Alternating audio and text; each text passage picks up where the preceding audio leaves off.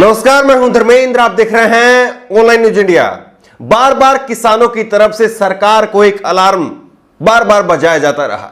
बार बार सरकार को एक खतरे की घंटी का एहसास करवाया जाता रहा किसानों की तरफ से, लेकिन सरकार है मानने को तैयार नहीं है। बार बार हमने अपनी कई सारी वीडियो में कहा है कि सरकार को किसानों के गुस्से को समझना होगा, क्योंकि अगर ये गुस्सा फूटेगा तो एक जन सैलाब बन करके आएगा और बीजेपी को धराशाही कर देगा। बीजेपी के नेताओं का घर से बाहर निकलना दुर्भर हो जाएगा।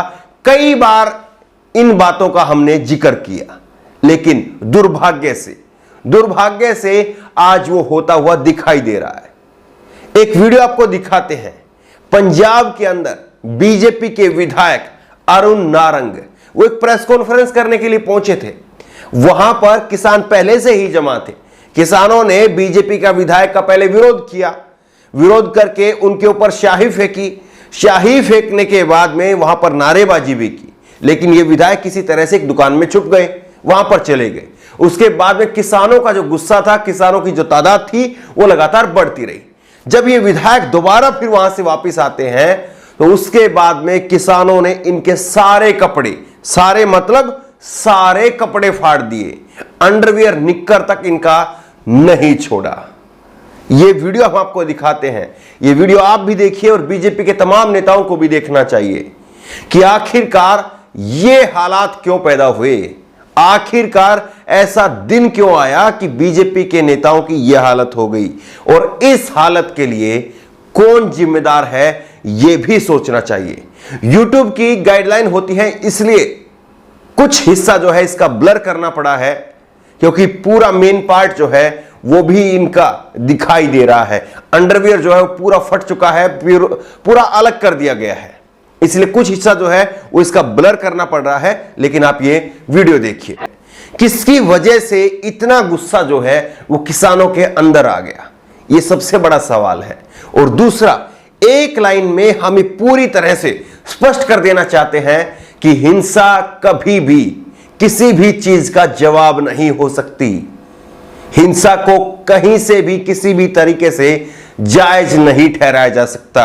किसानों ने जो किया है यह नहीं किया जाना चाहिए था, लेकिन पूरी मीडिया में जो है ये तस्वीरें अब चल रही हैं और अब इसको लेकर के कहा जाएगा कि बताइए, एक विधायक के साथ में, एक जनता के जनप्रतिनिधि के साथ में इस तरह का व्यवहार करने वाले क्या ये किसान हैं? ये सवाल उठाया जाएगा, लेकिन एक चीज जो है वो नहीं बताई जाएगी। वो क्या कि इस विधायक के ऊपर यह आरोप है कि इस विधायक ने किसानों को खालिस्तानी कहा है। ये जो है वो इस विधायक के ऊपर आरोप है। ये आपको आमान है और ये इन्होंने लिखा है कि ये बीजेपी के एमएलए हैं, अबोहर से हैं और अरुण नारंग इनका नाम है। इन्होंने इस घटना का जिक्र किया है और इन्होंने लास्ट में जो लाइन लिखी है उस लाइन को आप पढ़िए। इन्होंने कहा कि ये जो है वो नोट करने वाली बात है कि अरुण नारंग ने कई हमेशा जो है वो कहा है कि किसानों का प्रदर्शन नहीं बल्कि ये खालिस्तानी प्रोटेस्ट है, ये इन्होंने कहा है। तो क्या किसान नेताओं को खालिस्तानी बताना बीजेपी के नेताओं को शोभा देता था? क्या बीजेपी के नेता किसानों को खालिस्तानी बता करके उनको उकसाने का काम नहीं कर रहे थे? ये बड़ा सवाल है।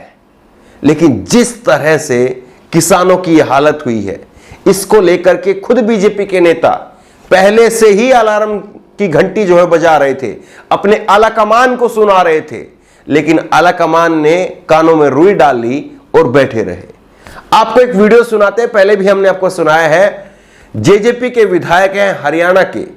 हरियाणा में सरकार में सहयोगी पार्टी है जेजेपी, और अविश्वास प्रस्ताव आया था जब हरियाणा में, जब देविंदर सिंह बबली उन्होंने कहा था कि हम अपने इलाकों में नहीं जा सकते, मुख्यमंत्री अपने इलाके में नहीं जा सकता, उप मुख्यमंत्री अपने इलाके में नहीं जा सकता, मैं खुद भी चाहूं तो मैं अपने इलाके में नहीं जा सकता। यह देविंदर सिंह बबली ने कहा था और उन्होंने कहा था कि गांव के लोग लठ लेकर के तैयार बैठे हैं। यह बात हम भी कह रहे हैं कि गुस्सा है किसानों के अंदर, कतई नहीं होना चाहिए, लेकिन है, ये एक सच्चाई है, फैक्ट है।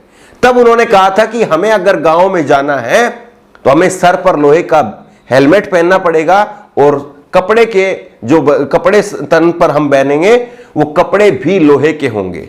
जो हमारे अंडरगारमेंट हैं वो भी लोहे के होंगे। और ये बात उस दिन वो कह रहे थे, उनको मालूम था कि हम अगर गांव में जाएंगे, अपने लोगों के बीच में जाएंगे, जिन लोगों ने हमें वोट दिया है उनके बीच में जाएंगे तो हमारे कपड़े फाड़ दिए जाएंगे। ये वो पहले ही कह चुके थे, लेकिन ये बीजेपी के नेता नहीं माने। वो पुराना बयान है, आपको सुनवा चुके हैं, लेकिन एक बार फिर से याद दिला देते हैं। आप ये मांग करते हैं कि आपकी पार्टी के नेता से कि जब किसान का मसला हल नहीं हो रहा है, व्हिप जारी किया जा रहा है, तो आपकी पार्टी को गठबंधन से बाहर आना चाहिए, ये आप कहते हैं? अब तो हालात ये हो गए कि छोड़ देना चाहिए जी, छोड़ देना चाहिए मेरे हिसाब से जी। अब बैठने का कोई अधिकार नहीं है हमारा, क्योंकि जनता हमारे से नाखुश है, हमें गाँव में घुसने नहीं देती।